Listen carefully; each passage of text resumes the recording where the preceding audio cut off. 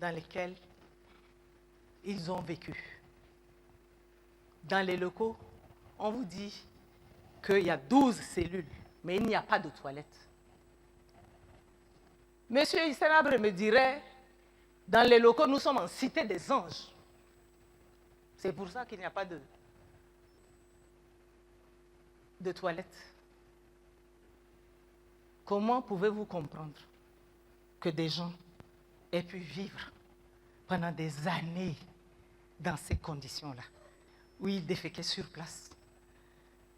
Il y a au niveau de la gendarmerie des portes, c'est aux locaux, des portes qui étaient complètement rouillées par les urines des prisonniers.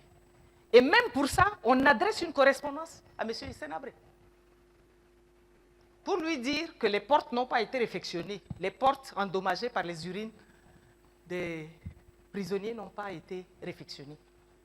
Ça veut dire qu'il contrôlait au plus petit détail. La Bessir, bras armé de la DDS, avait besoin des tentes pour ces éléments. La correspondance est adressée à M. Hissenabre. C'est lui qui devait donner l'ordre de sortir les tentes. D'ailleurs, dans le procès verbal de M. Gali, il est allé très loin.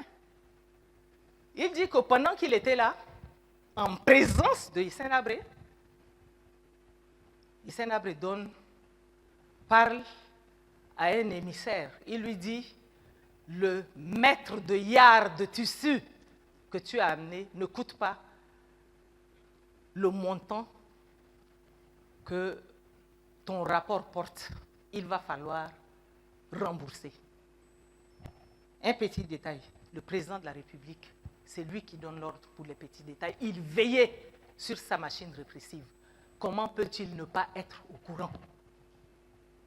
Comment peut-il ne pas savoir que les gens mouraient en masse? D'ailleurs, on a des procès-verbaux. Ici,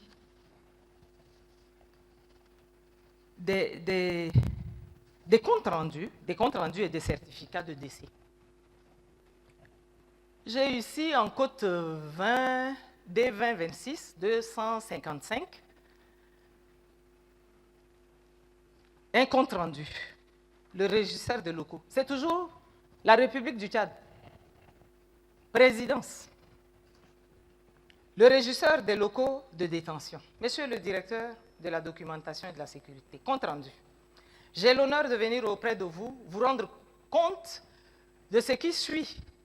La nuit du 4 au 5 juin 1985, le détenu du nom Idriss Youssouf de la cellule C est décédé à 19h15.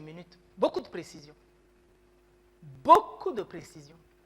Parce que le document doit remonter à Monsieur le Président de la République. On n'a pas droit à l'erreur. D'autre part, vous informe que le défunt détenu est mort par suite de maladie. Fait à N'Djamena, le 6 juin 1985, le régisseur, le fameux Abakar Torbo, qui est un analphabète, mais qui se faisait assister par ceux qui savaient lire et écrire. Et on lui relisait tous les rapports. Un autre certificat de décès. Et cette fois-ci, c'est M. Saria qui a déposé ici devant vous, l'infirmier qui a déposé ici.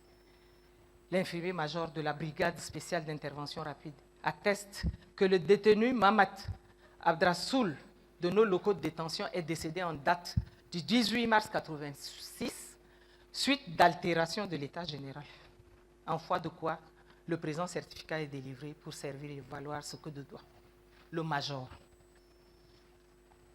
Donc, au quotidien, Abakar Torbo était chargé de faire la ronde de tous les lieux de détention que vous voyez là. Vous avez la gendarmerie, il y a la piscine en bas. Vous avez les locaux. Vous avez la gendarmerie. Vous avez le camp des martyrs. Toutes ces prisons dans un petit périmètre, non loin de la présidence. Il y avait aussi deux prisons à la présidence même. À la présidence, un président qui détient des prisons chez lui.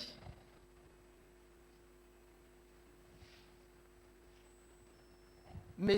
Taher a dit « J'étais emprisonné à la présidence » quand il déposait ici. J'étais emprisonné à la présidence. Un confrère lui demande « Vous êtes sûr que M. Hissène Habré est au courant ?» Il dit « Oui, parce que je l'ai vu au balcon en train de fumer. » Et un détenu qui est avec moi me dit « Regarde en haut. » J'ai regardé. C'était M. Hissène Habré en train de fumer et qui regardait les prisonniers qui étaient là. Il avait les 2 lieux de détention, les 2 salles de détention à la présidence.